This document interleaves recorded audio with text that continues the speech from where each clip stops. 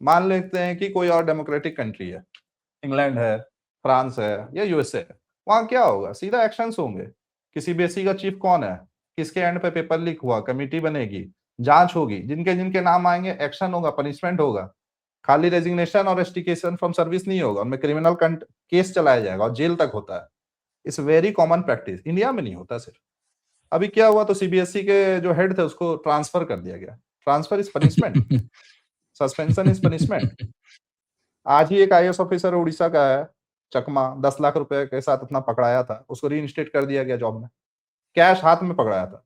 हमारे आईएएस झारखंड की कैडर की पूजा सिंघल, पूजा सिंघल 28 महीना जुडिशियल कस्टडी में थी, और बेल पे निकल कर आता और रीइंस्टेट कर दिया जाता है उनको जॉइंट सेक्रेटरी या शायद सेक्रेटरी लेवल पर। ये तो कहीं नहीं होता ना, कहीं भी आप ये एग्जांपल नहीं सुनिएगा, और किसी कंट्री में भी नहीं है। तो ये क्यों होता है? ये तो हो गया कि होता है, उन्हें छुपाया जाता है, बचाया जाता है। एक आईएएस को हम एक लास्ट क्या देखते हैं, एज ए डीएम जानते हैं। एक कॉमन पब्लिक आईएएस को डीएम बनता है, जो कि बहुत ही मिड लेवल सर्विस है। उसके बाद वो कलेक्टर बनेगा, है ना, thereafter under secretary, joint secretary, secretary state, फिर सेंटर। वो करियर प्रोग्रेशन काफी ज्यादा है। डीएम तो आप 35 साल में बन जाते हो, 8 साल 10 साल के सर्विस में हम डीएम बन जाते हैं। तो पब्लिक वहां तक देखती है। और डीएम से वही जो हमारा जो सोशल बना हुआ है कि हम डीएम साहब के पास फरियाद लेने जाते हैं, डीएम साहब से हम शिकायत करने नहीं जाते। शिकायत करने एमपी एमएलए के पास जाएंगे। क्यों? Because these are the post colonial institutions.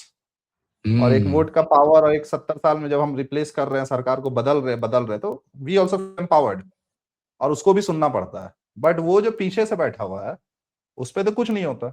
Same आप देखिए जुडिशरी में।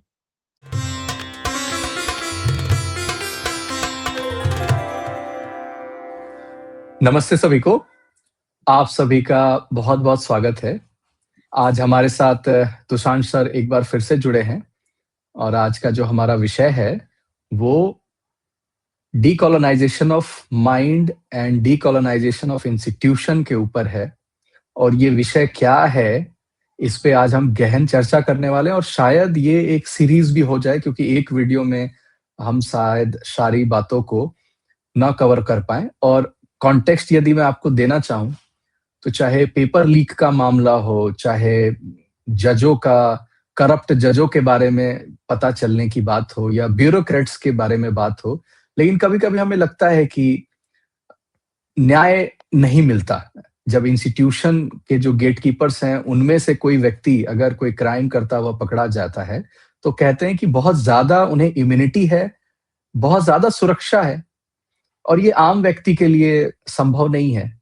तो हमें लगता है कि जो चाणक्य के समय जो बात आती थी कि चंद्रगुप्त मौर्य को उन्होंने चुना क्यों था, मात से न्याय हो रही थी समाज में, बड़ी मछली छोटी मछली को खा जाती है, इसे रोकने को न्याय कहा जाता है, कि बड़ी मछली छोटी मछली को ना खा जाए, पेपर वर्क की वैल्यू हो, कॉन्ट्रैक्ट की वैल्यू हो, रूल्स एंड रेगुलेशन सबके लिए समान हो। जब ऐसी बात आती है तब हमें लगता है कि न्यायिक व्यवस्था हो रही है, न्याय हो रहा है। और ये समस्या अंग्रेज के समय से ही है, और क्योंकि वो व्यवस्था चली आ रही है, इसीलिए हम अपनी समस्याओं का समाधान कर नहीं पा रहे हैं, क्योंकि हमने व्यवस्थाओं पे काम नहीं किया, इंस्टीट्यूशन बिल्डिंग पे काम नहीं किया, उसमें भारतीयता की बात नहीं की। वंदे मातरम गाने की हमने बात की, राष्ट्रगीत के बारे में, राष्ट्रगान के बारे में जरूर बात होती है, इसरो में हमें देशभक्ति दिखाई देती है, क्रिकेट मैच में लगता है वर्ल्ड कप जब जीतते हैं, लेकिन एक जो इंस्टीट्यूशन है, जो व्यवस्था है, वो नहीं लगता है कि वो नेशनलिस्टिक है, भारतीय है। तो इसी विषय पर आज प्रकाश डालेंगे तुषार सर। आपका सर बहुत बहुत स्वागत है हमारे चैनल में। नमस्कार रवि, नमस्कार सभी दर्शकों को जी। तो सर, जो हमारी ऑफलाइन भी चर्चा दिल्ली में भी हुई, और ऐसे भी बात होती है कि यदि हम कितनी भी बात कर दे कि हम जो गुलामी मानसिकता से हमें निकलना है, और ये भी बहुत अजीब बात है कि बहुत लोगों को लगता है कि 47 के बाद तो आप तो फ्री हो ही गए। तो एक तो आप भेद बता दीजिए कि ये क्या भेद है, मतलब 47 को क्या हुआ, और अभी जो हम आजाद होने की बात कर रहे हैं या फ्री होने की बात कर रहे हैं, वो मुद्दा क्या है? जी। तो सबसे पहले तो हमें ये समझना है कि एक आजादी तो हमें मिल गई 15 अगस्त 1947 को, फिर हमने अपना एक संविधान ही बना लिया और लागू कर लिया 26 जनवरी 1950 से। बट क्या एक संविधान और एक पार्लियामेंट्री फॉर्म ऑफ डेमोक्रेसी जो हमारे पास आई, तो वो डायरेक्टली तो फंक्शन नहीं करेगी। एक स्टेट के, एक राज्य के विभिन्न अंग होते हैं। जैसे हमारे के एग्जीक्यूटिव है, लेजिस्लेचर्स है, आपके जुडिशरी है। द एग्जीक्यूटिव्स कौन हो गए? The ministries. The ministries form the part of the executive. Legislature हो गए आपके सेंट्रल लेवल पर पार्लियामेंट, लोकसभा, राज्यसभा। एंड लेजिस्लेटिव्स हो गए आपके विधानसभा, और सम ऑफ द स्टेट्स में जो आपके लेजिस्लेटिव काउंसिल्स वगैरह भी होते हैं। And then there is a judiciary, जो भी 3 टियर है। एक डिस्ट्रिक्ट लेवल पर है, then there is a higher court, high court in each of the states, and there is a supreme court, the highest form of the judiciary. और इन तीनों में भी power dynamics, checks and balances रखा गया। And there is also president. तो ये हमारा एक स्ट्रक्चर हो गया। बट क्या सिर्फ यही स्ट्रक्चर है क्या?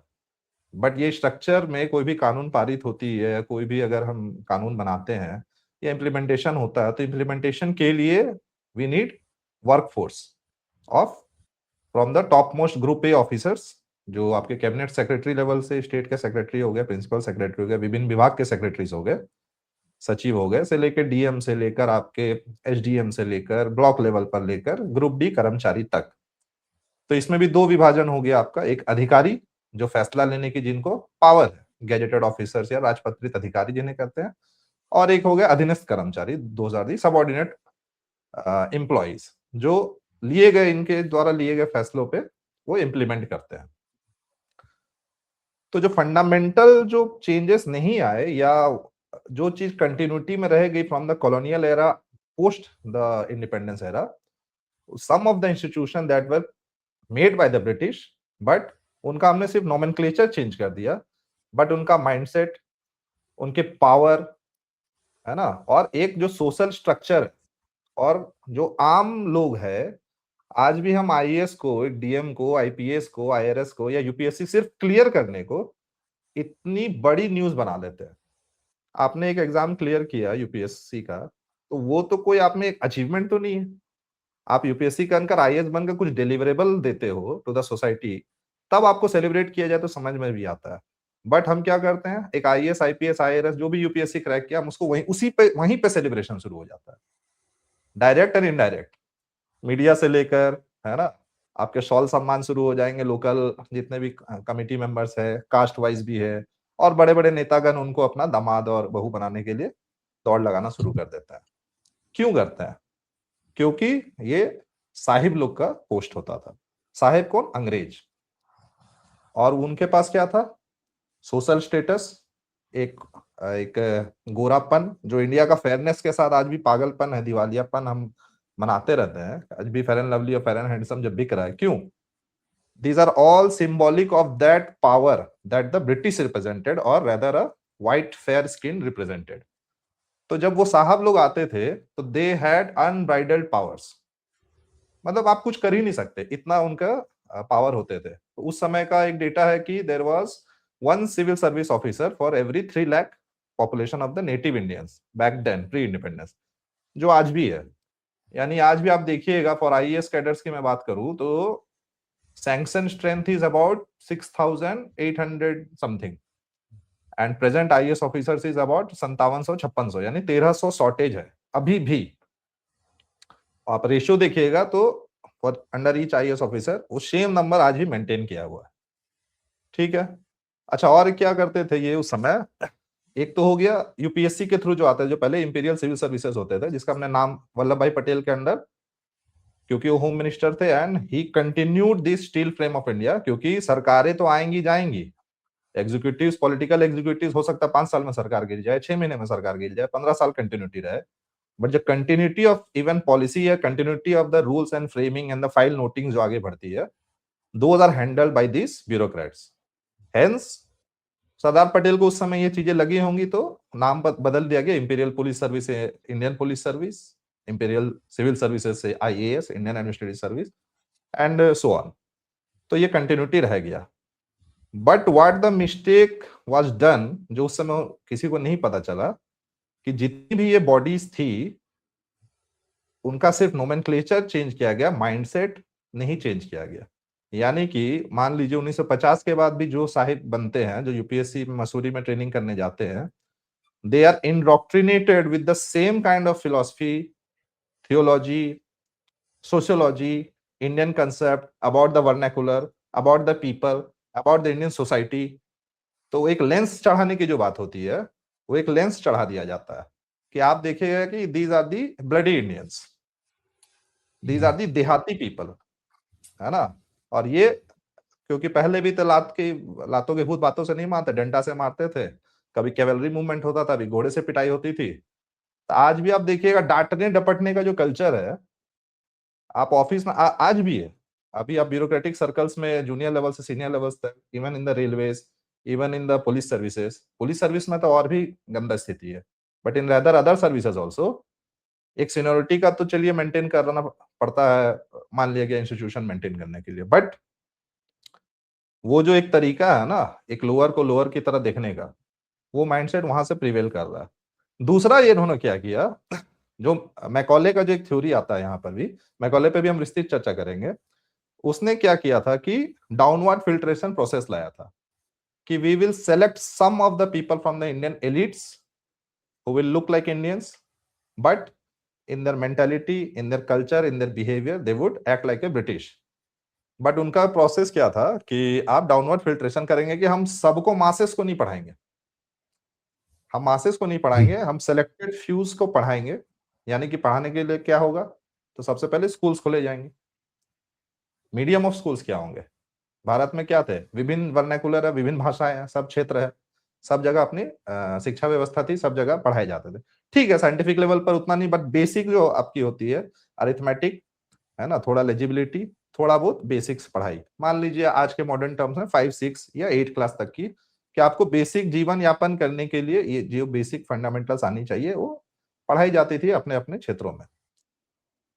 तो व्हाट मैकॉले हैज डन कि भारत में जितने भी वर्नाकुलर सिस्टम स्ट्रक्चर है उसको कोलैप्स करो, उसको बंद करो, और जो वैलिडेशन आएगा, एक्रेडिटेशन आएगा, आज भी स्कूल का वैलिडेशन या एक्रेडिटेशन कैसे आता है, सीबीएसई देगी या आईसीएसई देगी, यूनिवर्सिटीज को यूजीसी देगी। तो जब तक वो स्कूल एफिलिएशन नहीं मिलेगा, एक्रेडिटेशन नहीं मिलेगा, आपकी डिग्री या आपकी जो सर्टिफिकेट है वैध नहीं होगी। तो ब्रिटिशर्स ने यही किया कि Angrezi as a medium of education वाले स्कूल्स को ही वैलिडेशन मिलेगा, तो उसमें क्रिश्चियन मिशनरीज और इनका भी रोल आता है, एंड दे ओपन यूनिवर्सिटीज। तो चार्ल्स वुड्स डिस्पैच का 1854 का एक स्टडी आया था, उसका बेसिस पर इंडिया में 3 यूनिवर्सिटीज बनी। कोलकाता यूनिवर्सिटी सारी 1856 में बनी, Kolkata university, Calcutta university that time, आपकी Madras university and Bombay university. क्यों, ये 3 प्रेसिडेंसीज में इनका एक छत्र राज था ब्रिटिशर्स का, post the battle of Plassey from 1757। फिर धीरे धीरे आपके पंजाब यूनिवर्सिटी 82 में बनी, 1882, फिर आपका इलाहाबाद यूनिवर्सिटी यहाँ से। अच्छा, इसमें एक गौर करने वाली क्या बात है कि ये जो मैकॉले का स्टेटमेंट था 1835 का, कि भारत जो एक कॉमन हम लोग सब जानते भी है, नहीं भी जानते तो दोहरा की, one good shelf of European books is much better than the whole books or the whole sacred text books, any philosophies of the Indian and the Arabian world। तो जो एक लड़ाई हुई थी उस समय, जिसको ओरिएंटलिज्म वर्सेस ऑक्सीडेंटलिज्म कहते हैं। Orientalism is basically the study of the east, east के अब जो भी आयाम हो गए उसके, आपके फिलोसफी हो गया, एपिस्टेमोलॉजी हो गया, सोशियोलॉजी हो गए, in any terms, and occidental हो गए जो वेस्टर्न को देखेंगे। तो चूंकि इसमें थोड़ा और पीछे जाए, तो जब एशियाटिक सोसाइटी ऑफ बंगाल और ये सब की जब लॉर्ड विलियम बेंटिक ये सब आए, तो 1780-90 वगैरह में, तो उन्होंने भारतीय परंपराओं को, संस्कृत टेक्स्ट को, इवन अरबिक कुरानिक टेक्स्ट को भी पढ़ना शुरू किया, समझने की चेष्टा की कि है क्या, कि पहले आप at least you can be dismissive about anything ना without studying any of it. तो उन्होंने पहले उसको कोशिश किया, तो कुछ चीजें उसमें भी अच्छी तारीफ निकल कर आई, मैक्स मुलर वगैरह का भी जो नाम आता है, ठीक है, उन्होंने बाद में डिस्टॉर्शन किया, बट एटलीस्ट पढ़ने का एक कोशिश किया था। तो चूंकि यहां से जो दर्शन और फिलॉसफी निकल कर आ रही थी, तो वो क्योंकि यूरोप में भी एज ऑफ एनलाइटमेंट आ चुका था, है ना, क्रिटिकल थिंकिंग का वैल्यू हो रहा था, आप on the basis of rationality on the basis of आप कोई भी साइंटिफिक टेम्परामेंट जो भी आ रहा है, लॉजिक एंड एम्पिरिकल एविडेंस पर आप कोई भी चीज को एक्सेप्ट कर रहे थे। तो ये चीजें वहां भी डिस्कशन में लाई जा रही थी, क्योंकि because the rationality was there. But colonial mindset जो था, जो इम्पेरियलिज्म माइंडसेट था, उसको तो ये सब नहीं चाहिए ना। हमको तो रूल करना है, उसके लिए हम ओवर आर्किंग ये सब हम under the garb of this clothing हमको करना है। तो एक डिबेट चला एक्सीडेंटल ऑक्सीडेंटल वर्सेस ओरिएंटलिज्म, इन विच ऑक्सीडेंटल जीत जाता है, और मैकॉले 1835 में जो ला देता है कि फाइनली हुआ कि ओरिएंटलिज्म का, अगर ओरिएंटलिज्म होगा भी तो that will totally under the western lens, जो हम डिफाइन करेंगे that will be the only orientalism. तो भारत में 3 लेवल पर स्कूल सिस्टम होते थे उस समय। एक स्कूल होते थे जहाँ अरेबिक संस्कृत में थियोलॉजी की पढ़ाई होती थी, शास्त्र का, ज्ञान का, परंपराओं का, सिस्टम का, बिलीफ्स का, रिचुअल्स का। दूसरा आपका होता था पर्शियन में, पर्शियन की पढ़ाई, फारसी जिसे कहते हैं। और तीसरी होती थी वर्नैकुलर मीडियम में, जो हमने पहले भी चर्चा की, अरिथमेटिक, बेसिक न्यूमरेसी, आपकी लिटरेसी। ये तो इसमें बात है भाई कि फारसी की पढ़ाई क्यों होती थी? क्योंकि एक कोर्ट का लैंग्वेज होता है, यानी कि आज के टर्म्स में जिसको ऑफिशियल लैंग्वेज बोलते हैं। भारत का ऑफिशियल लैंग्वेज क्या? हिंदी और इंग्लिश। भारत सरकार जब कुछ भी जारी करती है, नोटिफिकेशन कुछ भी पत्रित होता है, तो हिंदी और इंग्लिश में होता है। तो that is the official language. तो ऑफिशियल लैंग्वेज से क्या होता है कि हर पेपर फॉर्म, हर फाइल, हर notification, everything, even the supreme court and the high courts में, आप इन द सुप्रीम कोर्ट आप बहस सिर्फ अंग्रेजी में कर सकते हैं। इन हाई कोर्ट्स में भी है इंग्लिश में ही कॉन्स्टिट्यूशनल प्रावधान, लेकिन सम ऑफ द स्टेट्स में हिंदी को किया गया है। यानी कि ऑफिशियल लैंग्वेज, यानी ऑफिशियल लैंग्वेज का बहुत वेटेज होता है। तो ऑफिशियल लैंग्वेज से और क्या होगा कि आप जब इस तरह की इतनी बड़ी सरकारी तंत्र चलेगी, तो उसके लिए हमको जॉब भी तो चाहिए। तो बाबू आएंगे, ब्यूरोक्रेट्स आएंगे, क्लर्क्स आएंगे, तो वो क्या करेंगे? वो इनकी पढ़ाई करेंगे। तो एक सिलेबस आएगा, आपका रिक्वायरमेंट आएगा। आज भी एसएससी सीजीएल का जब एग्जाम बहाली होता है, उसमें क्या पूछा जाता है? इंग्लिश और बेसिक अरिथमेटिक। क्यों? क्योंकि English is the court language, और बेसिक फंडामेंटल अरिथमेटिक आपका लॉजिकल रीजनिंग, अरिथमेटिक और जीके वगैरह जो पूछा जाता है। इसीलिए अब भारत के अन्य राज्यों में ऑफिशियल लैंग्वेजेस का दर्जा देने की छूट होती है। तो कई राज्यों में हिंदी है, कहीं पंजाबी है, कहीं असमीज है, कहीं बंगाली है, और उर्दू को भी बहुत जगह स्टेट में दिया गया। यानी तो स्टेट में जब एसएससी एग्जाम कंडक्ट कराएगी, या स्टेट का जो भी सरकारी राजपत्रित व्यवहार होगा, वो उस पर्टिकुलर ऑफिशियल लैंग्वेजेस में आएगा। तो उस ऑफिशियल लैंग्वेजेस में होने से आपको जॉब्स भी उसमें क्रिएट होंगे। जो झारखंड में हम जो बवाल देख रहे थे कि इस भाषा का एग्जाम होगा, इस भाषा का एग्जाम नहीं होगा, तो उनको एडवांटेज मिलता है। तो पर्शियन लैंग्वेज जो था, court language of the Mughals था। अकबर जब आ जाता है, उसके बाद से the court language, official language of the Mughals in India was the Persian. तो क्या होता है, जो बौद्धिक वर्ग होता है, इंटेलेक्चुअल क्लास होता है, वो उसको अडेप्ट करता है। ठीक है? क्यों? क्योंकि समय काल जब बदलता है कि देखिए पावर स्ट्रक्चर शिफ्ट हो चुका है पूरी तरह से, कि अब ये जम गए, अब यही रहेंगे, देन इवेंचुअली ये पूरा world, across the world phenomena है कि जो बौद्धिक वर्ग है वो उसको पढ़ाई करेगा, उसको अपनाएगा, धीरे धीरे उसका स्ट्रक्चर बन जाएगा, आप कोर्ट का जॉब करेंगे, यानी आप स्टेट के सरकारी नौकरी आप करते हैं। तो इवेंचुअली भारत के भी दोनों वर्गों में, मुस्लिम और हिंदू वर्गों के भी जो बौद्धिक वर्ग थे, उन्होंने किया। तो जब मैकॉले आता है तो इन चीजों पे हटता है, तो पर्शियन भी हट जाएगा, क्योंकि अब English would be the court language, official languages. और इसमें एक वही बात आती है कि जो हिंदूज थे उस समय के, they were early adopters of this language. वो एक ट्रेंड को समझ चुके थे कि बदलाव आ चुका है। राइट। तो पुराना आप डेटा देखिएगा, तो गवर्नमेंट जॉब्स में at a time, at the highest level of bureaucracy या ओवरऑल अब ग्रुप टीयर 2 स्ट्रक्चर तक, 29% वर द यूरोपियंस, है ना, 16% were the Anglo Indians mix descent, 45% were the Hindus, और मुस्लिम्स वर वेरी मच, बहुत कम, 5-6% के अराउंड थे। देयर आफ्टर क्या होता है, तो अब कड़ी को ऐसे ऐसे जोड़ते चलना। मैकॉले है 1835 में, उसका यूनिवर्सिटी बनता है 1856 में, है ना। अच्छा हाँ, एक पॉइंट और रह गया। तो इन्होंने क्या कहा, जो वेस्टर्न साइंस और लॉजिक की मैं जो बात जोड़ रहा था, इन्होंने क्या किया, इंडिया में जितने भी यूनिवर्सिटीज में कोर्सेज जो पढ़ाए जा रहे थे, वो सिर्फ आर्ट्स और ह्यूमैनिटीज के पढ़ाए जाते थे, साइंस के नहीं। कहानी क्या था कि रैशनल थिंकिंग होगा, साइंस की डिग्री होनी चाहिए, साइंस की पढ़ाई होनी चाहिए। लेकिन 1899 में बॉम्बे यूनिवर्सिटी में पहला सेग्रीगेट साइंस का कोर्स स्टार्ट किया गया। आप समझे, 1856 टू 1899। और अब आपको जब इंफ्रास्ट्रक्चर, इसी बीच में 1853 में डलहौजी आ गया, रेलवे का डेवलपमेंट हो रहा है, टेलीग्राफ लाइंस का डेवलपमेंट हो रहा है, पोस्टल ऑफिसर्स का डेवलपमेंट हो रहा है। तो यूनिट इंजीनियर्स तो बाहर से तो आते ही थे, और इंडिया में क्योंकि ब्यूरोक्रेट्स और इनकी संख्या बढ़ने लगी थी, तो उनके बच्चे भी यहीं रहते थे, यहीं पढ़ते थे, तो उनके लिए सम ऑफ द कॉलेजेस की स्थापना की गई। जैसे IIT रुड़की 1875 1878 का कॉलेज है, उस समय उसका कुछ और नाम था। एंड सिमिलरली आपका शिवपुर जो है IIEST शिवपुर, तो 2-4 कॉलेजेस टेक्निकल कॉलेजेस थे, but science as a vocation, science as a subject की पढ़ाई 1899 से पहले नहीं स्टार्ट हुई थी, क्योंकि दो कहानी पैरेलली चल रही, इसलिए मैं बोल रहा हूँ। अभी क्या मुस्लिम का रिप्रेजेंटेशन कम था गवर्नमेंट जॉब में, हेंस 1857 की जो फर्स्ट वार ऑफ इंडिपेंडेंस बोल लीजिए, सिपाही म्यूटनी बोलिए, वो भी क्रांति हुई।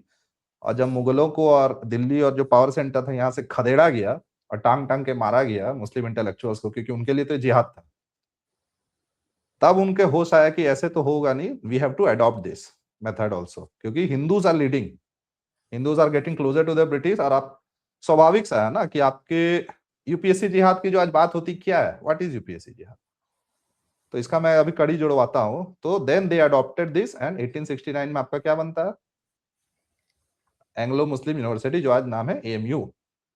वहां से फर्स्ट टाइम मुस्लिम्स ने इंग्लिश को अडॉप्ट किया कि टाइम हैव शिफ्टेड, क्योंकि अब कोई नहीं बचा, ना टीपू सुल्तान बचा, ना आपके मुगल एम्पायर में कोई बचा।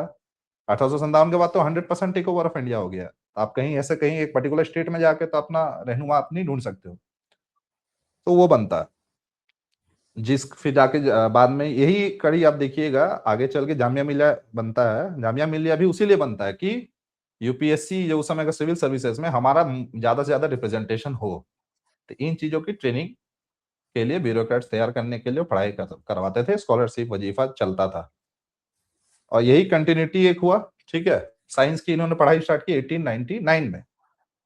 अब क्या होता है, कांग्रेस की स्थापना हो चुकी है 1885 में, एक डिमांड फॉर स्वराज्य एटलीस्ट तो आ ही गया था, और 1905 में बंगाल विभाजन के बाद एक मूवमेंट, स्वदेशी मूवमेंट स्टार्ट होता है, जिसके लीडर अपने तिलक भी होते हैं आपके उधर, और विंदो, और बंगाल में काफी जोरदार मूवमेंट था। स्वदेशी मूवमेंट में ये सब तो था ही कि स्वदेशी कपड़ा पहनेंगे, सब कुछ अपना जलाओ, विदेशी चीजों को चलाओ। एक फंडामेंटल था एडुकेशन, कि हम अपने कॉलेजेस खोलेंगे।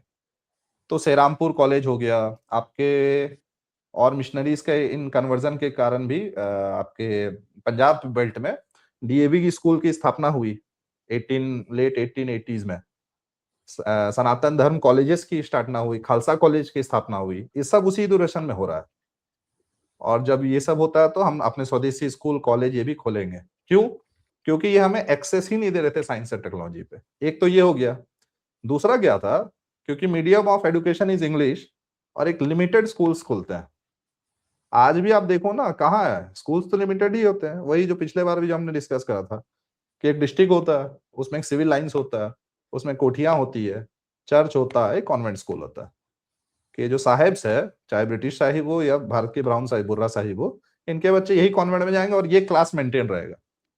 तो सेग्रीगेशन के लिए क्या करेगा, आपको दिखाना भी है कि we are very much open. तो क्या करते थे, वाया द फीस का जो है ना डिफरेंस काफी ज्यादा रखते थे कि कॉमन आदमी को एक्सेस ही नहीं हो पाएगा।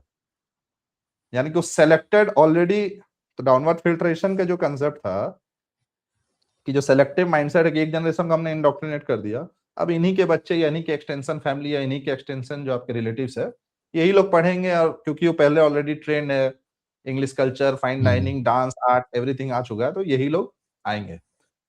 तो यही लोग आगे चल के आपके सिविल सर्विस ऑफिसर बनते थे।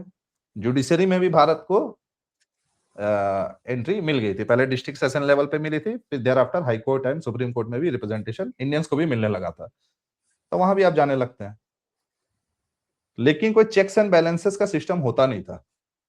तो पहले तो आप ब्रिटिश राज के अंदर डायरेक्ट थे, पार्लियामेंट्री फॉर्म ऑफ डेमोक्रेसी तो था नहीं कि आप क्वेश्चन उठाएंगे, मीडिया फ्री तो था नहीं, या उठाएगा भी तो उसको पावर्स क्या थे, कुछ निकालने का कोई सिस्टम तो था नहीं। जो भी ब्रिटिश फैसला लेंगे, लिया लिया, नहीं लिया नहीं लिया, मतलब basically they were not accountable to anyone.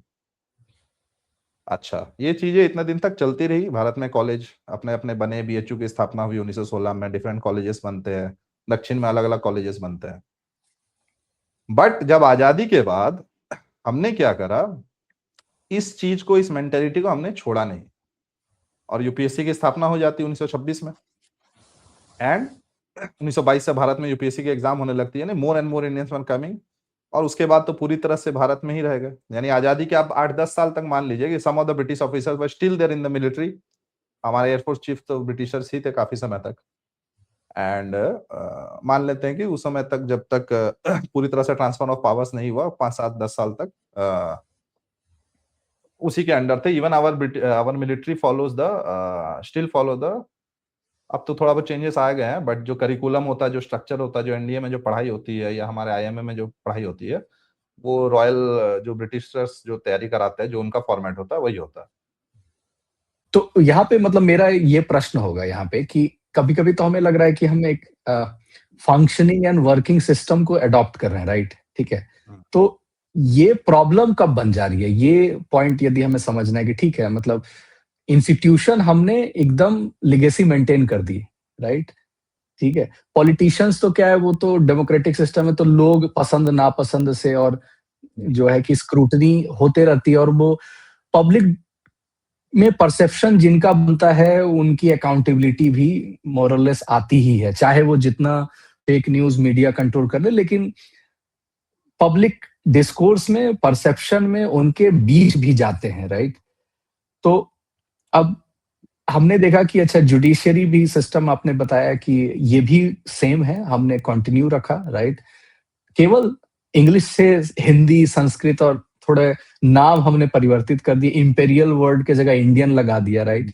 तो आज भी कभी-कभी लगता है कि बख्तियार खिलजी का जैसे उसके नाम पे स्टेशन मान लीजिए है, तो नाम बदल दिए, तो I think this is a very baby step, right? मतलब surface actual level. Decolonial thought ये नहीं है। हाँ, ये तो कोई डीकोलोनियल थॉट नहीं हुआ, राइट? तो ये प्रॉब्लम क्यों है? ये यदि मैं जानना चाहूँ। जी। तो आप देखिए, कॉर्पोरेट वर्सेस गवर्नमेंट का पैरेलल ड्रॉ करते हैं एट द हायर लेवल। कि कॉर्पोरेट्स में आपके ग्रुप ए ऑफिसर्स, जैसे मान लिए कि ब्यूरोक्रेट इंजीनियर्स हो गए, है ना, डॉक्टर्स हो गए, लॉयर्स हो गए, सीएज हो गए, कंसल्टेंट्स हो गए, एमबीएस हो गए, और इधर आपके ग्रुप ए सर्विसेज के ऑफिसर्स हो गए, सिमिलरली इंजीनियर्स, डॉक्टर्स, क्योंकि ये सारी एग्जाम यूपीएससी कंडक्ट कराती है। Army officer, bureaucrats and state PCS के थ्रू भी आपके ऑफिसर जाते हैं। तो आप कॉमन चीज है, आप नॉर्मल देखिए कि कोई भी जॉब है, कोई भी इंडस्ट्री है, में कोई इंजीनियर है या कोई जेई है या कोई मेडिकल प्रैक्टिशनर डॉक्टर है या कोई कंसल्टेंट है, कोई ब्यूरोक्रेट है, कोई सीनियर पोजीशन पे कॉर्पोरेट में, प्राइवेट की मैं बात कर रहा हूँ, अगर उससे कुछ भी गलती होती है, कुछ भी इन टर्म्स ऑफ फाइनेंशियल गलती या जानबूझकर ही वो करता है, पकड़ाया जाता है, करप्ट मेजर्स लेता है, पकड़ाया जाता है, कुछ मिलावट का काम करता है, पकड़ा जाता है, फॉल्टी उसके डिजाइन होते हैं, इसके चलते मानिए डेथ हो जाता है या कंपनी का लॉस होता है, तो एक इंटरनल जो कमिटी बनती है and he will be totally made accountable. और अगर क्लियर कट पता है कि इसने, he is the whole and sole person responsible for it, he, कुछ भी मान लीजिए टीम 8-10 लोगों की, फायर, वो तुरंत उसको फायर किया जाएगा विदाउट एनी सेवरेंस पैकेजेस। या अगर ओनरशिप कंपनी ले चाहती, कुछ फॉल्टी मेजर्स हो जाते हैं, तो मान लीजिए सेवरेंस पैकेज दे देगा, 6 महीना का पे दे देगा, 8 महीना का पे दे देगा, बोलेगा आप रिजाइन कर दीजिए। तो इसको क्या बोलते हैं, अकाउंटेबिलिटी।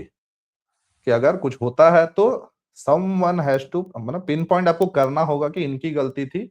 एक ऑर्गेनाइजेशन खुद का अपना एक्सेप्टेंस करेगी कि हाँ, हमसे ये गलती हुई है and we have taken these measures, immediate corrective measures and preventive measures. Preventive measures हो गया लॉन्ग टर्म मेजर, कि आगे हम इस चीजों को नहीं दोहराएंगे, तो hence we will make this kind of policy changes. जो आप पॉश वगैरह का देखते होंगे, विशाखा जजमेंट के बाद जो आ गया, कॉर्पोरेट्स वगैरह ने इसको तुरंत अडॉप्ट कर लिया कि अगर फीमेल को सेक्सुअल हरासमेंट या किसी तरह से किया जाता है इन्फॉर्म, तो लॉज बनाया गया, वो इम्प्लीमेंट हो गया वो, और बिल्कुल सही तौर पर लागू किया गया, चल रहा है। ये सेफ्टी मेजर्स में जो हार्डकोर मैन्युफैक्चरिंग कंपनीज होती है, जहाँ सेफ्टी हैजार्ड ज्यादा होते थे, वो सब में चेंजेस आए। आप आज के स्टील प्लांट्स में देखिए, सिंटर प्लांट हो गया या ब्लास्ट फर्नेस में कितने हादसे होते थे, अभी भी होते हैं, ऐसा नहीं है, but they are made accountable. इसको छोड़िए, और भी नीचे लेवल पर अनऑर्गेनाइज सेक्टर में ही एक दुकान है, आपने अपना एम्प्लॉय रखा हुआ है, साड़ी की दुकान है या ये भी दुकान है, किसी ने कुछ माल में हेरफेर किया, किसी ने कुछ गड़बड़ी की, मैनेजर बदमाश था, सामान चोरी हो गया, बेच दिया, रेट ऊपर नीचे कर रहा है, आपको पता चलेगा, आप उसे निकाल दोगे। तो इसमें क्या पावर भी आपके पास, और देयर इज अकाउंटेबिलिटी मेजर्स। तो इससे क्या होता है, उसको में भी एक खौफ है, एक डर है। आपने कब लास्ट सुना है कि एक आईएएस ऑफिसर कुछ हमेशा हादसे हो रहे, अभी दिल्ली में आग लगी, इतने लोग मर गए होटल में, बीएनबी में, बेड एंड ब्रेकफास्ट होटल में 22 लोग, है ना। कभी पुल गिर जाता है, कभी रेल एक्सीडेंट हो जाते हैं।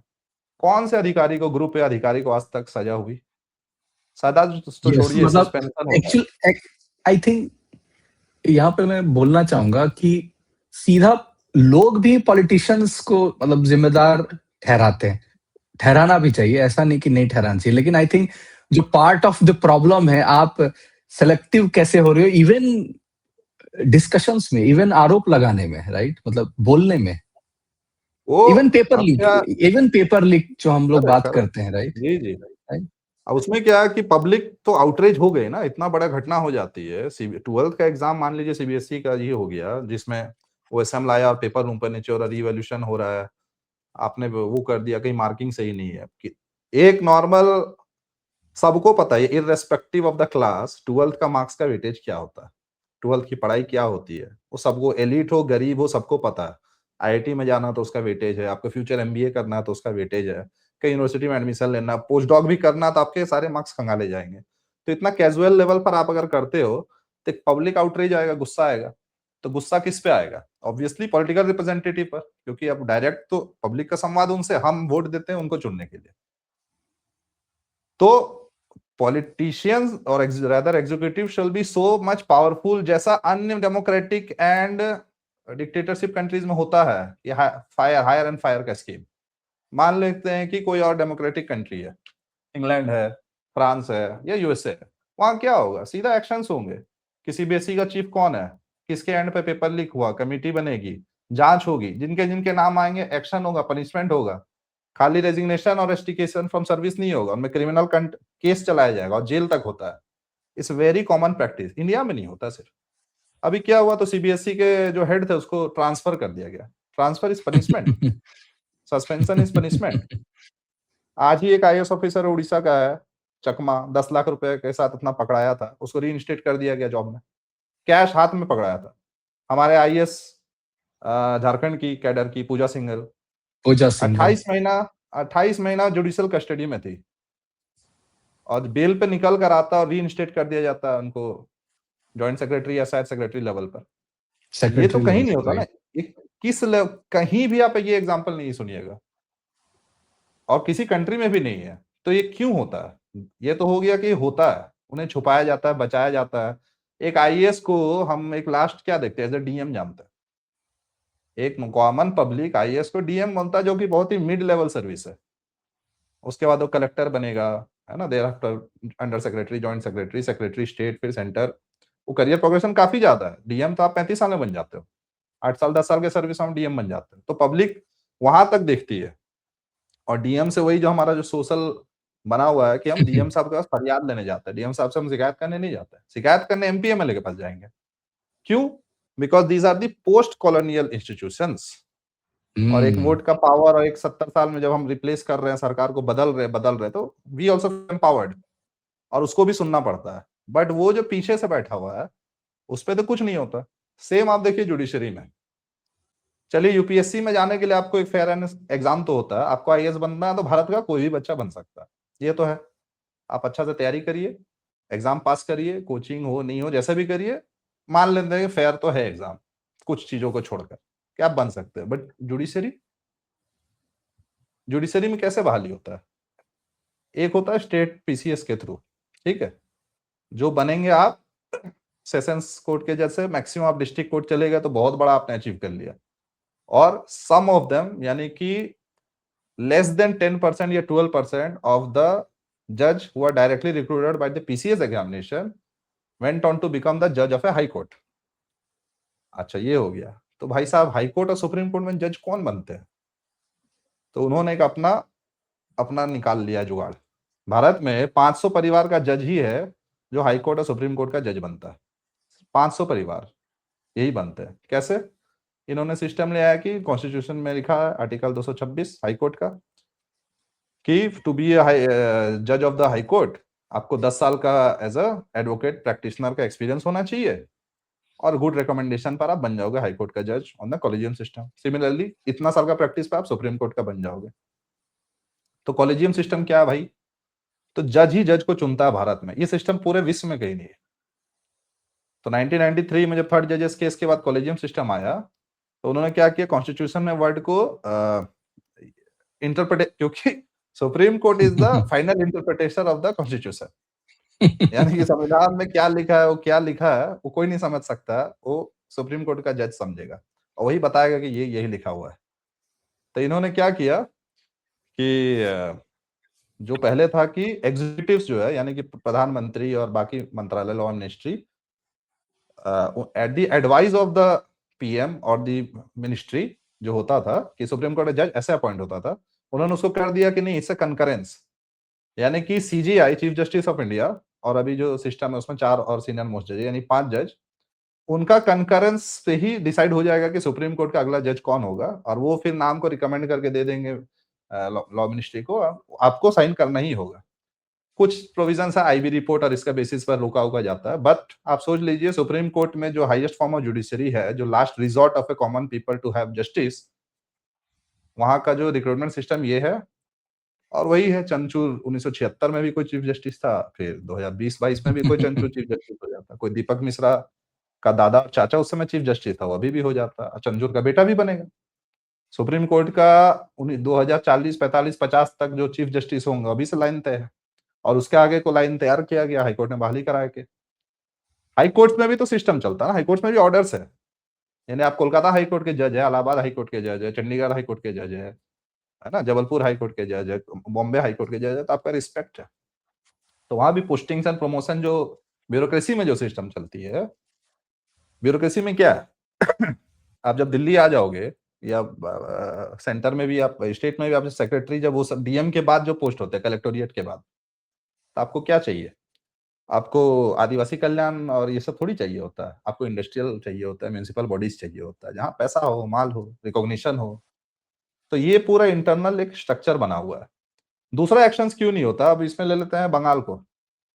अरे भाई, police is the final resort ना, पुलिस पे तो आके अकाउंटेबिलिटी सेट होगी। अगर पॉलिटिकल वायलेंस हो रहा है स्टेट पर, तो आप ये बोल दोगे क्या कि नहीं नहीं, मिनिस्टर ऐसा बोलता था या टीएमसी कैडर ऐसा बोलते थे, तो आपसे नहीं हो रहा था, आप सर्विस छोड़िए।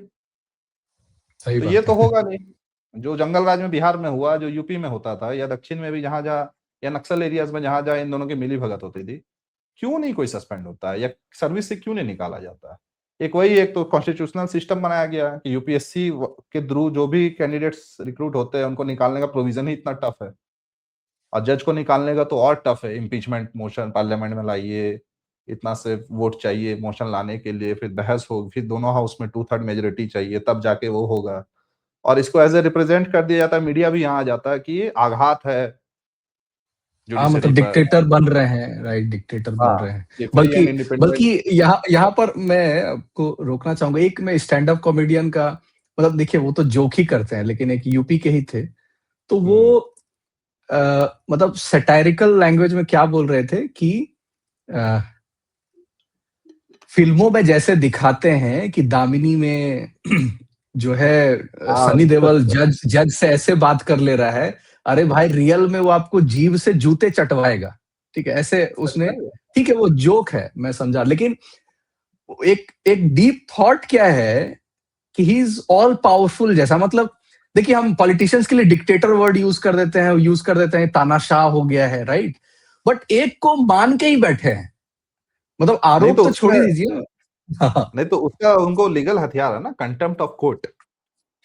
कंटेम्प्ट ऑफ कोर्ट का भी तो प्रावधान दिया गया। आप कुछ भी बोलेंगे तो कंटेम्प्ट ऑफ कोर्ट सुमोटो भी निर्धारित हो जाए। मानिए हम लोग डिस्कशन कुछ कर रहे, कोई जस्टिस का नाम ले लेते हैं और ये क्लिप पहुंचते पहुंचते पहुंच गया, तो सुमोटो डिसीजन ले सकता है आप पे। जिस देश में फील्ड मार्शल सैम मानेकशॉ का पेंशन 200 रुपया पे रोका गया 25-30 साल, उस देश में किसका हिम्मत होगा कुछ करने का। हम लोग सुनते हैं अशोक खेमका से लेकर कितने, अभी बंगाल में भी एक आईपीएस है जो शायद सर्विस छोड़ दिए थे, अभी शायद एमएलए बने हैं। एक और आपकी 2012 का जो रेप घटना हुआ था पार्क स्ट्रीट में शायद, उसकी जो आईएएस ऑफिसर या आईपीएस ऑफिसर थी जो लीड करी थी इन्वेस्टिगेशन, तो ममता की बात नहीं मानी थी उन्होंने, और बोला, ममता ने बोला था स्टेटमेंट था कि रेप नहीं हुआ, उन्होंने बोला नहीं हुआ है। 12-12 साल शंटिंग का पोस्ट दिया जाता है, सस्पेंशन में रखा जाएगा, कुछ नहीं, ना घर का फैसिलिटी, ना ये ना वो, मतलब प्रताड़ना जो होता है। और इसमें आपका IAS association, IPS association, IRS association कोई बचाव में नहीं आएगा, क्योंकि एक सिस्टम बना हुआ है, मलाई सबको खाना है। और एक तरह का जो इनको एक इम्यूनिटी है, ऐसा इम्यूनिटी किसी भी जॉब में है ही नहीं। ये तो राजशाही है, जॉब क्या है? मतलब with in the democratic system एक ऑथोरिटेटिव स्ट्रक्चर चल रहा है कि जिस पे एक्शन नहीं होगा, जिस पे दाग नहीं लगेगा, जिसका ना पेंशन रुकेंगे, ना नौकरी जाएगी, ना कुछ होगा। तो ये तो हो गए प्रॉब्लम, जो इतनी घटनाएं हो रही, नीट हो गया, सीबीएसई हो गया, बीएनबी हो गया। और आप क्या अगर तो ट्रेल एक्सीडेंट आप देखिएगा कभी भी, मैं भी रेलवे में था, जितना भी बड़ा रेल एक्सीडेंट होगा ना, तो जेई एसएससी और नीचे वाला को पकड़कर कल्प्रिट बना देंगे, मतलब सस्पेंड कर देंगे, या बहुत हुआ, बहुत रेयरली होगा तो किसी का जॉब जाएगा। कितने वो माने 100 आदमी मर गए, 20 आदमी मर गए। एक तो ये हुआ, एक फाइनेंशियल लॉस भी तो हुआ। कुछ भी घटना होती है, ब्रिज गिरता है से राइट। लेकर नीट हो गया, अभी सरकार बोल देगी कि नहीं हम एग्जाम का फीस नहीं लेंगे। अरे फीस नहीं लोगे तो क्या होगा? फिर से जब एग्जाम होगा, उतना बड़ा जो सप्लाई चेन लॉजिस्टिक मूवमेंट होगा, इतना लोग डिप्लॉय होंगे, इतने आवर्स जाएंगे, कंप्यूटर्स है, सब कुछ होगा, करोड़ों रुपए व्यय होगा। कहाँ से आ रहा है? सरकार का पैसा है क्या? हमारा पैसा है ना, एक्सचेकर का पैसा है, हमारा पैसा है। तो वही है ना कि बक स्टॉप्स वेयर, बक जाके रुकता कहाँ पे है? तो एक हमारा एक सिस्टम इन्होंने देख लिया। अच्छा ये है तो बहुत समझदार लोग ना ये लोग क्या होगा, पब्लिक का मेमोरी होता 15-20 दिन 25 दिन, वो भी तब तक जब तक उसको मीडिया फ्यूल कर रहा है। अगर ऑर्गेनिक नहीं है मूवमेंट और मीडिया फ्यूल नहीं कर रहा है, 5 दिन 4 दिन 3 दिन में ऐसे भी अब तो अटेंटिवनेस का जो है हमारा स्पैन वो भी कम हो गया, और आउटरीच इमोशनल, तो इनको पता है क्या होगा। 3 दिन 4 दिन 5 दिन धर्मेंद्र प्रधान का रिजिग्नेशन मांगा जा रहा है, नहीं देगा, कुछ नहीं होने वाला है। कितना दिन बोलोगे? अभी नीट का फिर से एग्जाम हो जाएगा, सीबीएसई थोड़ा बहुत कर देगा, हो गया, भूल गया, एक नया मुद्दा आ जाएगा, तब तक नया शिगुफा छोड़ देंगे। और ऐसे भी उसका रेजिग्नेशन देने से क्या होने वाला है? एनटीए का 2024 में भी नीट का पेपर लीक का बात हुआ था, इन्होंने डिनाई कर दिया विदाउट एनी इन्वेस्टिगेशन। फिर बाद में उसको एनटीए चीफ को कहीं और पोस्टिंग दे दिया, नया एनटीए चीफ लिया। तो सिस्टम वही है, सब कुछ वही है। और एक छोड़ा गया कि किस्मत पर चल रहा है, मतलब लीक हो गया, मतलब चोरी तो होगी, चोरी पकड़ा, जो बोलता ना चोरी करिए बस पकड़ाइए मत, तो वही सिस्टम है। आज से थोड़ी हो रहा है नीट का चोरी। पिछले 20 साल में 40 केसेस है श्योर शॉट जो पेपर लीक का, 2 सिर्फ कन्विक्शन हुआ, बाकी में तो कुछ नहीं हुआ। अब बेल का प्रावधान जो है जुडिशरी में, एक तो ये भी बहुत बड़ा मुद्दा है अंडर ट्रायल्स का। एक तो हमारे जेल में जगह कम, केसेस लंबे पेंडिंग चलते हैं, डेट्स नहीं मिलते हैं। तो अब ये सब बड़ी बड़ी बातें, कॉन्स्टिट्यूशन और यूपीएससी का पढ़ाई और ये सब में तो मीडिया जगत में सब बोल देता है ना, कि आपको ये अधिकार है, हाईकोर्ट को सर्टियोरी है, को वारंटो है, और 24 घंटे से ज्यादा आपको पुलिस नहीं रख सकती, जुडिशियल कस्टडी में रखेंगे, फिर आपको पेश करना होगा, chargesheet with in the 60 days और 90 डेज जो है सबमिट करना होगा। कहाँ कुछ फॉलो होता है? इंडिया में तो मैक्सिमम लोग अंडर ट्रायल से, इनका केस का हियरिंग तक नहीं हुआ, जेल में बैठे हुए, क्योंकि बेल का पैसा नहीं है, पेशी भी नहीं होगा, बेल भी नहीं हो रहा, कुछ नहीं हो रहा है, जेल में बैठे हुए, कोई पूछने वाला नहीं। तो अच्छा, और कोर्ट में डेट हाजिरी कैसे लगता है सबको पता, सिविल कोर्ट, सेशन कोर्ट, पेशकार को पैसा पहुंचाइए, आपको डेट मिलेगा। सुप्रीम कोर्ट में बड़े वकील का रेट क्यों होता है?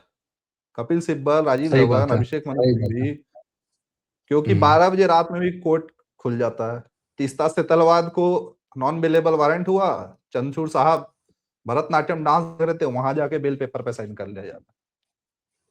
तो यही है ना, क्यों बोला जाता है कोर्ट कचहरी के चक्कर में नहीं पढ़ना, खानदान बर्बाद हो जाएगा, पैसा फूका जाएगा। पुलिस और कोर्ट दोनों से दूर रहने का एक समाज भी तो अपना एक सॉल्यूशन निकालता है ना, जो सेटलमेंट करना आपस में करो, बाहर करो, इनके चक्करों में नहीं पड़ना। तो अब सॉल्यूशन क्या है? यही सब है ना, आप अकाउंटेबिलिटी तय करिए, कॉर्पोरेटाइजेशन जो लेटरल एंट्री इस तरह का यूपीएससी में आया था आप लाइए, और अकाउंटेबिलिटी एकदम तय करना ही होगा, और ये अनब्रिडल जो पावर्स है ये नहीं चलेगा। अब देखिए क्या प्रेशर पड़ता है कि अब क्योंकि मुद्दा फिर कोचिंग इंस्टीट्यूट की तरफ जाएगा, हाँ राइट? हाँ हाँ। क्योंकि लैटरल एंट्री मतलब क्या कि आप कोचिंग इंस्टीट्यूट का जो डिमांड एंड सप्लाई, जो मार्केट डायनेमिक्स है उसको घटा देंगे, राइट? क्योंकि इंडस्ट्री का जैसे नंदन नीलकनी है, तो वो आधार कार्ड के पूरे प्रोसेस में और उस कमिटी के जब पार्ट में, तो वो तो लैटरल एंट्री ही है टेक्निकली, राइट? हाँ बिल्कुल।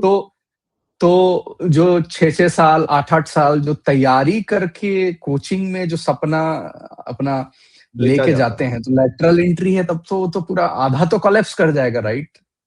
बिल्कुल। एक तो हो गया तो ये, बिल्कुल सही बात है। हाँ बोलिए बोलिए। तो वो अब क्योंकि अब देखिए वो भी इन्फ्लुएंसर होता है ना, वो टीचर्स भी, अभी ठीक है वो उस मुद्दे में हम नहीं जाएंगे, अंजना ओम कश्यप और वो वाला जो मैटर है, लेकिन क्योंकि टीचर्स हैं, 30 साल पढ़ाए हैं बच्चों को, तो उनकी भी अपनी फैन फॉलोइंग है, उनका जो पढ़ाने का अंदाज रहा है, तो वो देखेंगे कि देखिए ये तो अब अपने पेट पे बात आएगी ना, तो वो उस चीज को फिर बोलेंगे कि देखिए ये मतलब सही चीज नहीं है, राइट? लेटरल एंट्री मतलब पॉलिटिशियंस या पॉलिटिकल पार्टी अपने लोगों को एंट्री करवा देगा, यही बोलेंगे वो। एक्चुअली इसमें वही है, 2-3 एंगल से इसको खत्म किया गया। एक तो ये कोचिंग वाले का लॉबिंग, मीडिया को के थ्रू पैसा, है ना, एक पब्लिक प्रेशर बनाना। हम्म, एक the insecurities of the bureaucrats. इनका तो कुछ, हमारे तो ट्रेनिंग मेजर्स ही नहीं है ना। आप एग्रीकल्चरल साइंटिस्ट से पढ़ाई किए हो या बीए आर्ट्स पढ़े हो या फारसी पढ़े हो, अरेबिक पढ़े हो, संस्कृत पढ़े हो, आप एलिजिबल हो एग्जाम क्रैक करके, और आप विभिन्न विभिन्न विभाग में आप सेक्रेटरी बनिएगा।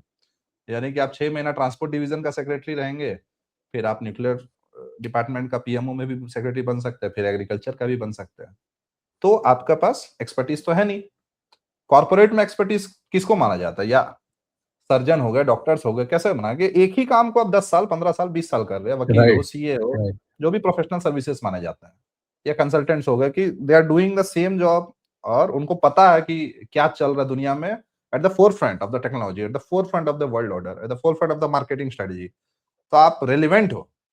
ये ब्यूरोक्रेट्स तो होते नहीं है, पॉसिबल ही नहीं है होना, क्योंकि आप अलग अलग विभाग में काम कर रहे हो, वो भी एफिशिएंसी इज सो लो, है ना। आपका जो मापदंड है, जो पैरामीटर्स ऑफ सक्सेस और पैरामीटर्स ऑफ डूइंग थिंग्स है, वो बहुत ही लो है कंपेयर टू कॉर्पोरेट, जो एक डायरेक्ट है। तो एक वो इनका भी पीछे से जो होता है, एक वो भी रोकने की कोशिश किया लैटरल एंट्री को। और इंडिया में आप देखिए ना, बड़ा बड़ा जो भी काम हुआ है वो लैटरल एंट्रीज ने ही किया है। राइट। मतलब वर्गीस इनडायरेक्ट, जैसे कुरियन से नंदन लेके खिदे कहानी हो गया, आधार हो गए, है ना, हम्म, टेलीकॉम का हम्म, भी सैम पिट्रोदा तो अब बर्बाद हो गया मेंटली। देखिए सैम पिट्रोदा, टेलीकॉम रिवॉल्यूशन हो गया, अमूल हो गया आपका कोऑपरेटिव, वर्गीस कुरियन हो गए, है ना, हरित क्रांति हो हम्म, गया, हरगोविंद सिंह खुराना हो गए, या आप उस फील्ड में भाभा हो गए, है ना, आपके विक्रम साराभाई हो गए। कोई तो करियर ब्यूरोक्रेट्स नहीं थे, लेकिन जो मेजर लैंडमार्क, जो इन्फ्लेक्शन पॉइंट, जो बड़े बड़े डिसीजंस हुए, जिससे भारत का ढर्रा बदल गया, लाइफस्टाइल बदल गई, थॉट बदल गया, टेक्नोलॉजी बदल गया, रिवॉल्यूशन आ गया, तो इन लोगों ने किया, या कॉर्पोरेट्स ने जो जो किया। तो एक तो ये भी रोकते हैं। और तीसरा तो वही आरक्षण वाला लेकर, वो फाइनल शिगुफा था, वो ब्रह्मास्त्र है। लेटरल एंट्री में आरक्षण नहीं, उसका तो कोई सरकार का हिम्मत नहीं कि आगे बढ़ पाए, सीधा बंद कर दिया गया 2-3 साल में लेटरल एंट्री बंद। तो वही है ना कि आप, lateral entry is a short term correction. Solution जो होता है दो टाइप होता है, करेक्टिव मेजर्स होते हैं, प्रिवेंटिव मेजर्स होते हैं। करेक्शंस हो गया कि अभी जो नीट केस हो गया तो ठीक है, एयरफोर्स क्वेश्चन पेपर ले जाएगा, राइट, हम आर्मी का इन्वॉल्व कर दे रहे हैं, that is a different thing. What is the long term solution?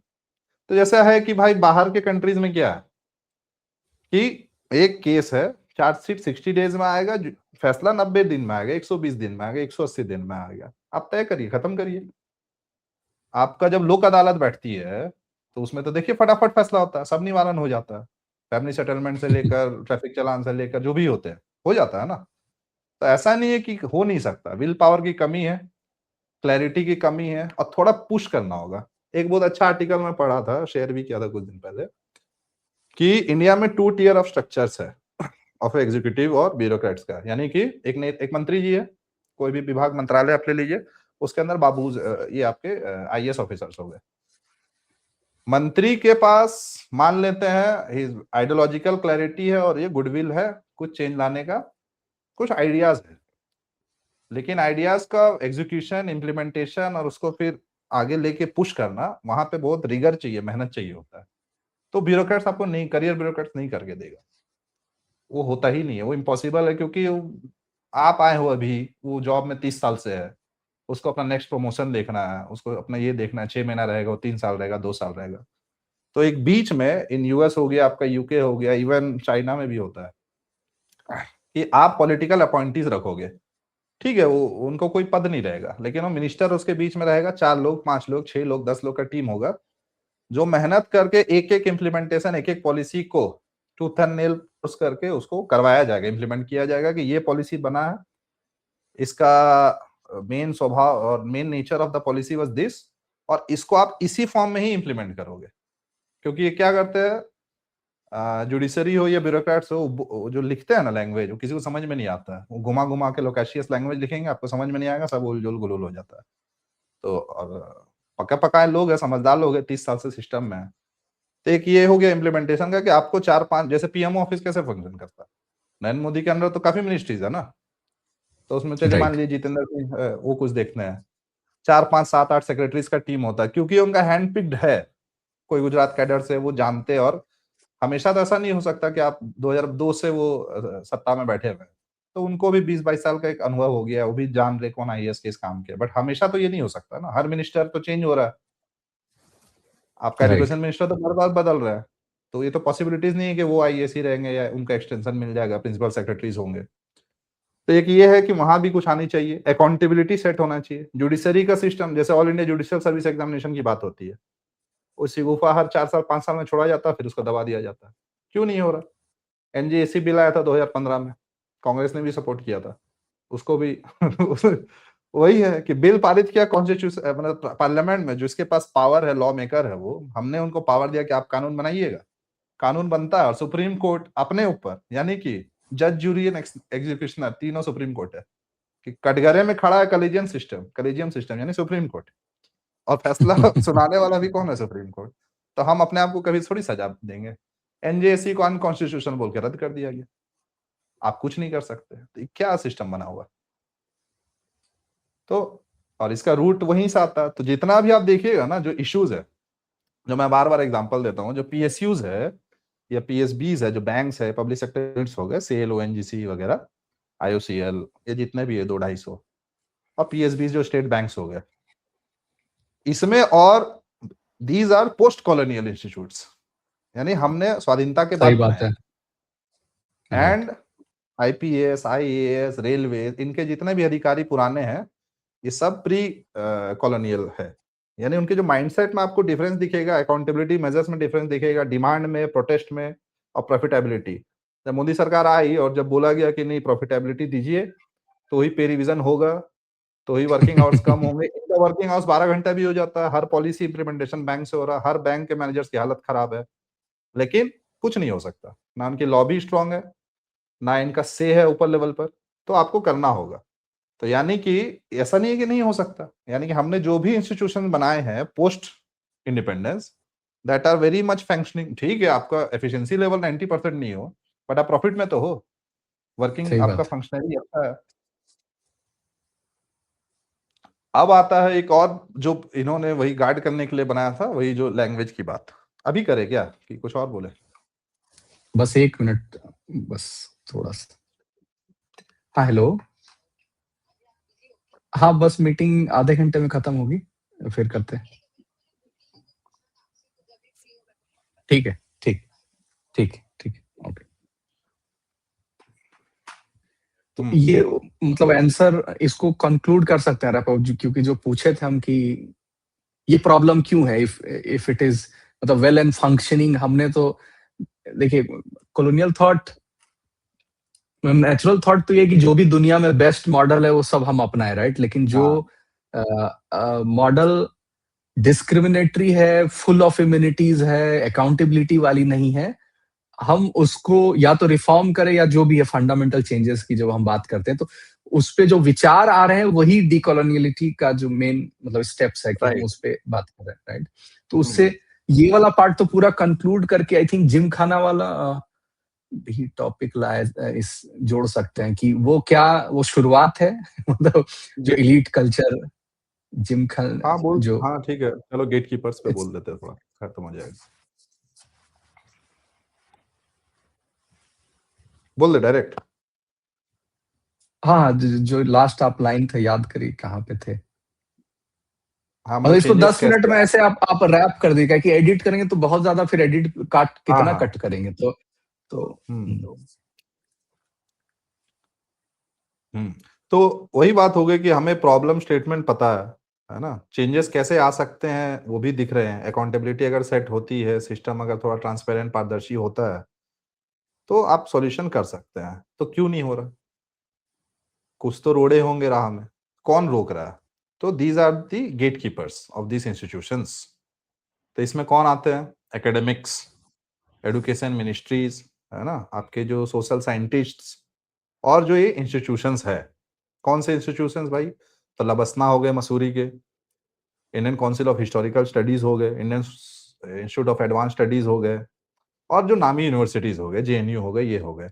And who are the elites? The members of the gymkhanas club, the member of the elite club, the member of the cantonment boards, है ना, the member of the जो India international centre constitution club, India habitat centre में जो functions कराते हैं, बेटियों की शादी होती है वहाँ, इवेंट फंक्शन बर्थडे सेलिब्रेट होता है। जिमखाना क्लब का जो अभी नोटिस दिया गया मिनिस्ट्री ऑफ अर्बन अफेयर्स के द्वारा, 1,000 रुपया का रेंट देते थे साल में, और साल का कलेक्शन था इनका अराउंड मोर देन 80 करोड़। तो लुटियंस में एक बंगला हो जाए, है ना, सरकारी वजीफा मिल जाए, रीडर की कोई पोजीशन मिल जाए। ये क्या करते हैं, ये क्या करते हैं आपके जो, जैसे आप इस तरह के मुद्दे लाएंगे कि ये नहीं होना चाहिए, बदलाव होना चाहिए, ये इसको धूमिल करेंगे, धूल फेंकने का, इंटेलेक्चुअल धूल फेंकने का काम इनका रहता है। और जैसा हमने कहा, पब्लिक आउटरीच 15 दिन 10 दिन का इनको पता रहता है, बाकी जो पीछे से जो फंक्शन होता है वो यही होता है। और एक बात क्या है कि कंसेप्शन ऑफ आइडिया, कोई भी चेंजेस जो आएंगे तो एक आइडिएशन से आएगा। तो कोई थॉटेगा, सोचेगा, तो थॉट का आएगा कहाँ, किसके पास आएगा? एक एकेडमिक के पास, एक इंटेलेक्चुअल के पास।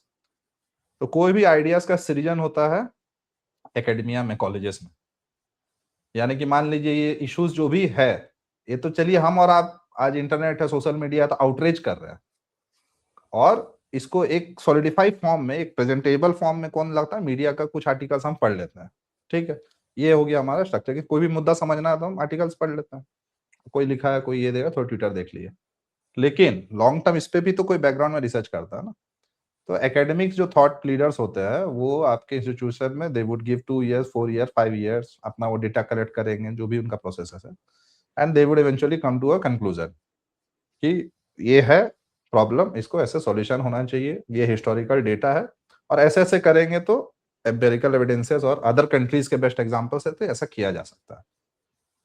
ये आइडिएशन होने के बाद ये चीजें जब एकेडमिक सर्कल जर्नल्स में उठता है, मतलब जो सर्कुलेशन ऑफ आइडिया का प्रोसेस यही है। उसके बाद ये चीजें को पिक करता है मीडिया, वो भी एलीट प्रिंट मीडिया मान लीजिए, वहां ये घूमेगा। फिर ये आता है आपका मेन स्ट्रीम मीडिया के पास, वहां से वो जाता है पॉलिटिशियन के पास, और वहां मतलब मेन स्ट्रीम के पास कॉमन मासेस का दर्द दुख में तो सबसे आगे पॉलिटिशियन चुनने आएंगे। तो ये है आइडियाज का सर्कुलेशन का थॉट। इसको मैनेज किया जाता है वाया फंडिंग। एकेडमिक्स तो अपने चलेंगे नहीं, तो पैसा मिलेगा, सरकारी वजीफा पे सब कुछ चलता है, तो फंडिंग कौन देगा? मिनिस्ट्री। कौन सी मिनिस्ट्री? Ministry of education. तो आप देखिए, शुरू से जो इस तरह की चीजों को कंट्रोल करना चाहते हैं, they will always go for the ministry of education या टॉप इंस्टीट्यूट्स को कमांड में लेने की। इनके जेएनयू की स्थापना क्यों हुई? जो अभी हम लोग जैसे समझते हैं, थोड़ा हिस्ट्री का भी बोल देते हैं कि इंडियन हिस्ट्री की जो डिस्टॉर्शन हुआ, वो कैसे हुआ? राइट, सब बोलता है राइट, जेएनयू से हुआ। जेएनयू से नहीं हुआ, जेएनयू तो 1972 में बना। सही बात है। वो था वही Aligarh school of historians. Mohammad, जो इरफान हबीब का सब नाम सुनते हैं, इरफान हबीब है, यस। उसका फादर था Mohammad Habib. He is the originator of this distortion of history. जो, क्योंकि कम्युनिस्ट और कांग्रेस की लड़ाई चलती थी उस समय, है ना, उस समय नया नया कम्युनिस्ट मूवमेंट था, मार्क्सिज्म का एकदम इवोल्यूशन हो रहा था, सोशलिज्म का एक थॉट था, कांग्रेस भी अपने आप को पा नहीं रही थी कि हम कहाँ बैठे, प्रो कम्युनिज्म हो जाए, प्रो सोशलिज्म हो जाए, सेंटर पात ले। तो ये एक आइडियोलॉजिकल लड़ाई चल रही थी। 57 में आपका जब केरला में सरकार आता है कम्युनिस्ट पार्टी का, तो यही कांग्रेस पार्टी उसको प्रेसिडेंट रूल लगाकर हटा दी देती है। फिर जब इंदिरा गांधी और जब शास्त्री जी के डेथ के बाद इंदिरा गांधी जब आती है सत्ता में, और 69 में कांग्रेस का फिर से पार्टीशन होता है, कांग्रेस आई एन कांग्रेस ओ में, तो माइनॉरिटी में सरकार चली जाती है इंदिरा गांधी की। तो सपोर्ट में कौन आता है? Congress party, CPIM. तो वो क्या मांगते हैं? सीपीआईएम कुछ नहीं मांगती। सीपीआईएम हमेशा मिनिस्ट्री ऑफ एजुकेशन और जेएनयू का स्थापना उसी समय होता है। राइट। गढ़ जो होता है यही है। केरला में आप देखो, अभी हुआ इलेक्शन, केरला में देख रहा था फ्रॉम 1956 और 57 जब से सरकार केरला एज ए स्टेट बना और जब से एजुकेशन मिनिस्टर आए, 9 minister were Muslim, 6 were Christians, 2 were communist and 1 वर हिंदू। क्यों? तो जो पीछे से रन करते ऑल द गेम, इनको पता है कि इंडोक्ट्रिनेशन, मीडिया, पैम्पलेट, आइडिया का बेसिकली प्रोपगेशन को एब्सोल्यूट कंट्रोल लेना। तो hence they also control the critic. एक थ्योरी को काटने के लिए तो आपको काउंटर थ्योरी भी तो चाहिए of the same intellectual level. तो ये उस चीज को कोलैप्स करा देते हैं कि ये क्या, उसको एक अपना कोठरी बना लेते हैं और गेटकीपर्स बैठे हुए हैं इंटरव्यू पे। मैं आपको अपना टीस का एग्जांपल देता हूँ।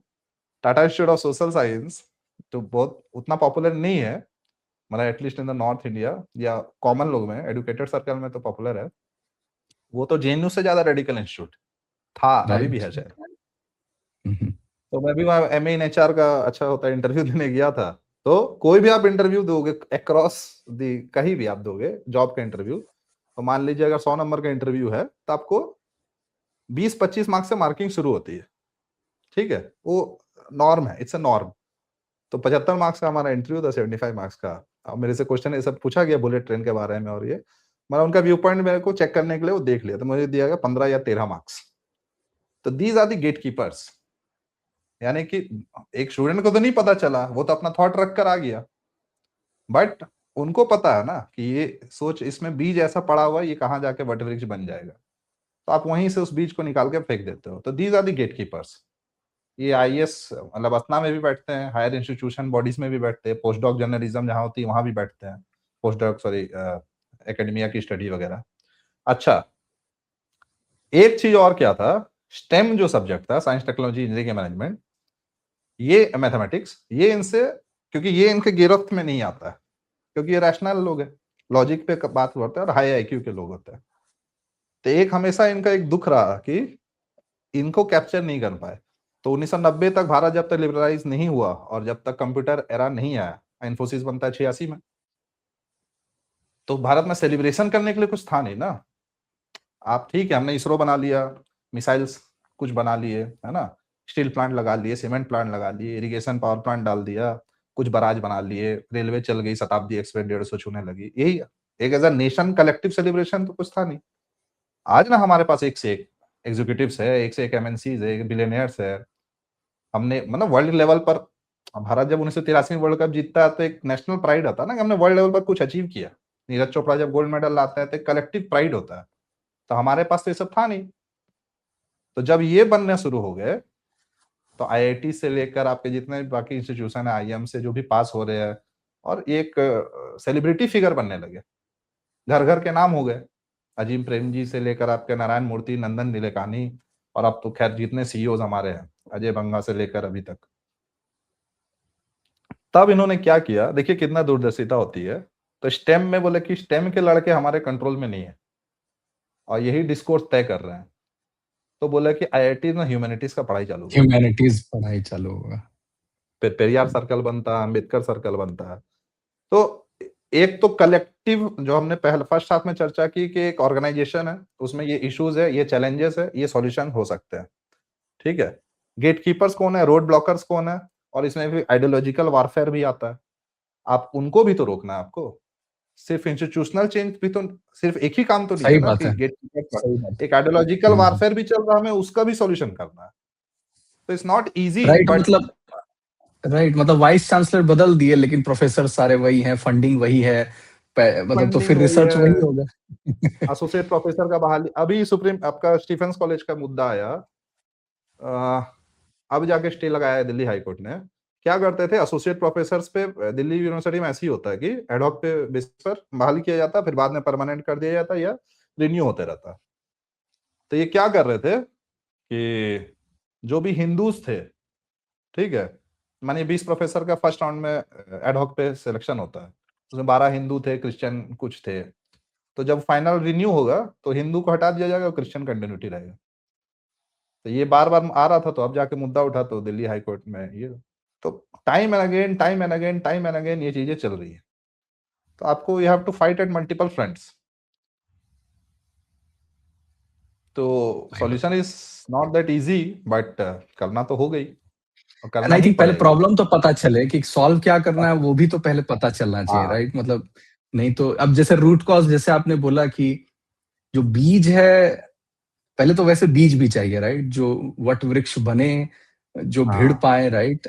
है ना? वैसे लोग भी चाहिए, क्योंकि कपिल कपूर तो बोलते थे 2009-11 से ही इंडियन नॉलेज सिस्टम भारतीय ज्ञान परंपरा में लगे, तो वो बोले कि मान लीजिए हमने टेक्स्ट बुक बना दिए, हाँ, उनको पढ़ाने वाले आचार्य कहाँ हैं? सही भारतीय ज्ञान बात है। परंपरा पे तो आप बुक बनाइए, फिर वो लोग आपको चाहिए, देन उसको प्रमोट करने वाला इंसेंटिव मैकेनिज्म या इंस्टीट्यूशन चाहिए, देन अभी जो गुरुकुल वाला जैसे बात आती है, तो उसमें मैं देखता हूँ कि गुरुकुल की कई लोग जितनी भी बात कर ले, अपने बच्चे को कभी नहीं भेजेंगे। राइट? नहीं ठीक भेजिए। है।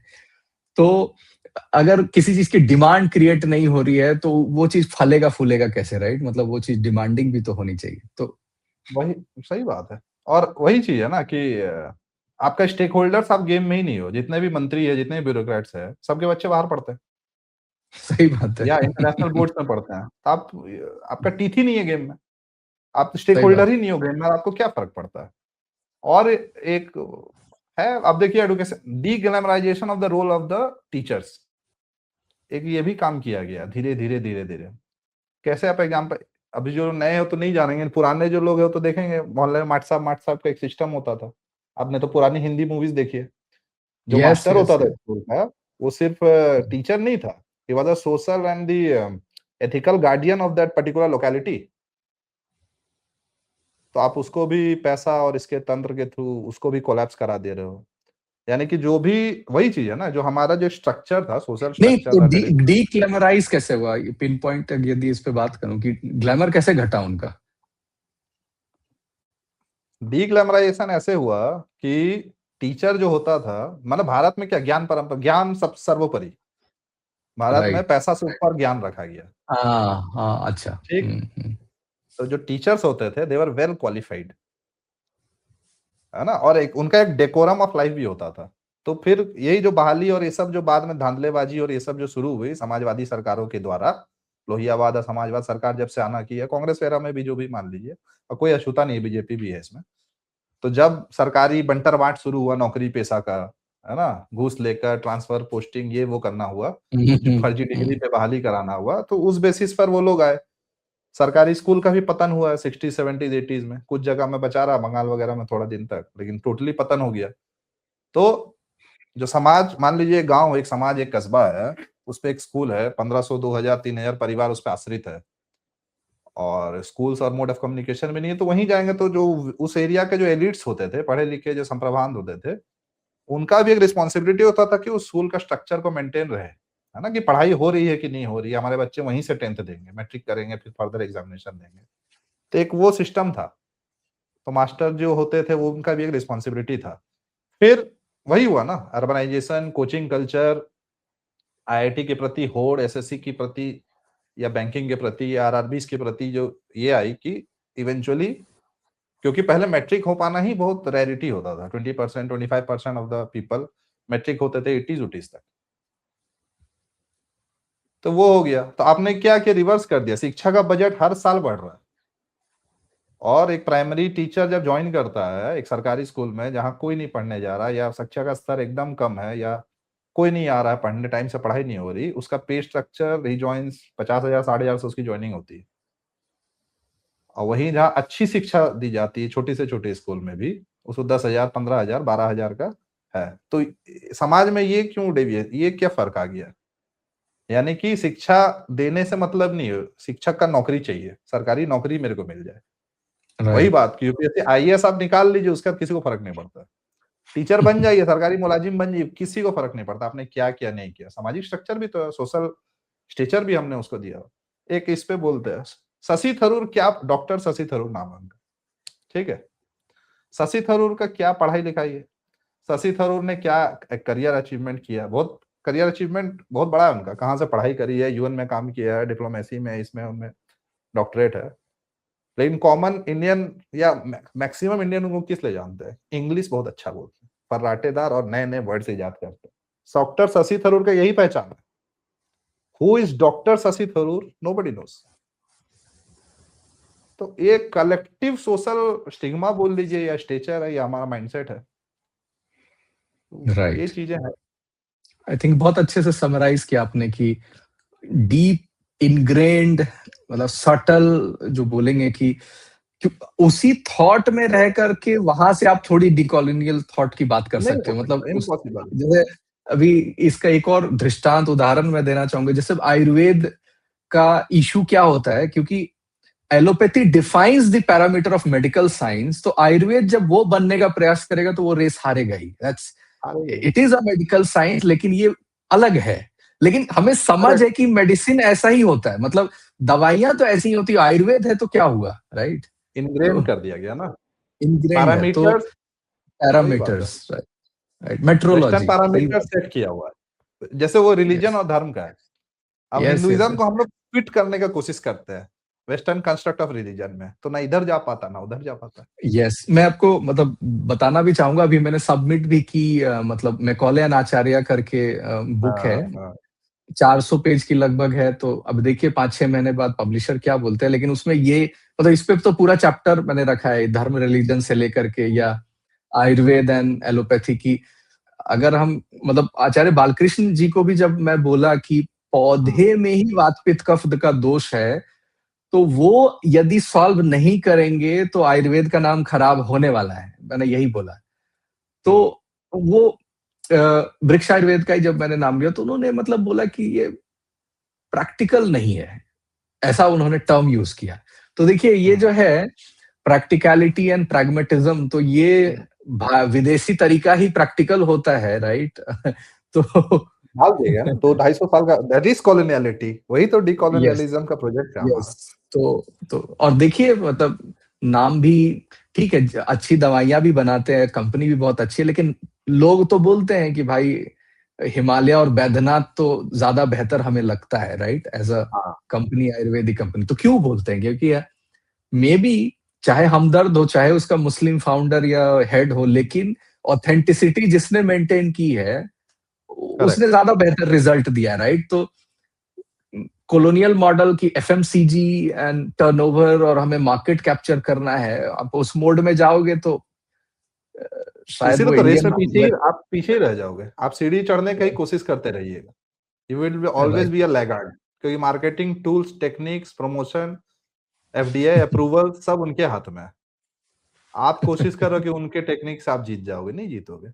इस पे बहुत अच्छा ये एंड करने का है कि जैसे इसी टॉपिक को लेकर कि एलोपैथी सिम्टम्स का इलाज करती है और राइट। आयुर्वेद जो है वो जड़ से उसका इलाज करती है। तो हमारा भारतीय तंत्र जो है, आज तक हम सिम्टोमेटिक सॉल्यूशन ढूंढते हैं, हमें चाहिए जड़ से, root analysis, root cause analysis के बाद रूट से उसको सॉल्यूशन।